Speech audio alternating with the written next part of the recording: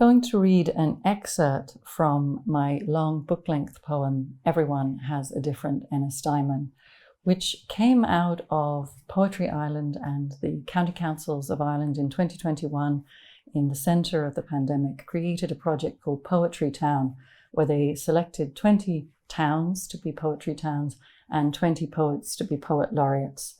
And we were each invited to create a poem about the town. It needed to be 30 lines long.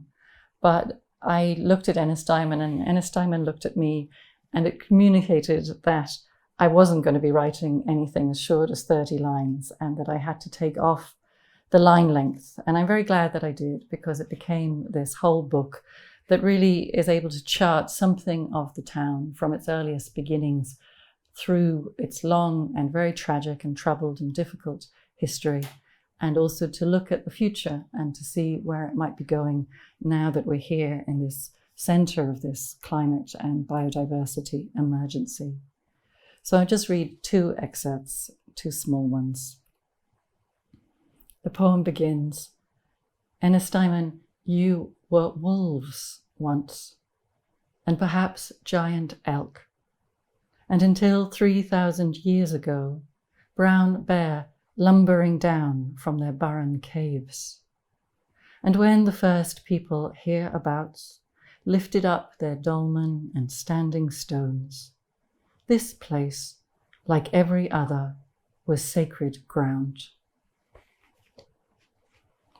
Ennistymon, every year the swallows and willow warblers leave Africa and fly thousands of miles to your gardens, and just as you shelter them, you shelter me. Ennistymon, I believe in totems.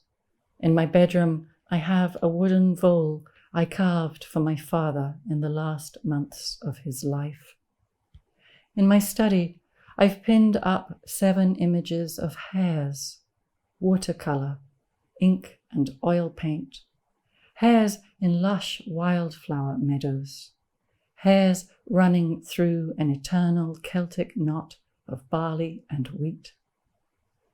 My kitchen belongs to birds, old illustrations of cuckoo, corncrake and owl, a small woodcut of a wren, and fragments of the songbird eggs that I find in the woods. All about my house are halflings of wasp comb and hazelnut, acorn and feather, seashell and seed husk, and any poor dead butterfly I find.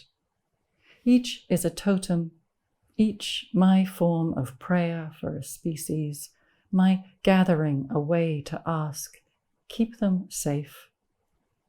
Ennistymon, in 1926, you were said to be snipe, hare, widgeon, partridge, heavy grouse, curlew, ducks in their hundreds, salmon, white trout, bass in your river, and flocks of white gulls and field birds swooping behind a turning plough.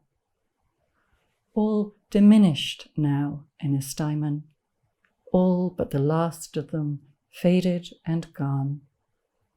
Sometimes, Ennistymon, your dear vanishing curlew calls above my house, and that bird being a citizen of nowhere, it's to the curlew's haunting fragility that we all belong.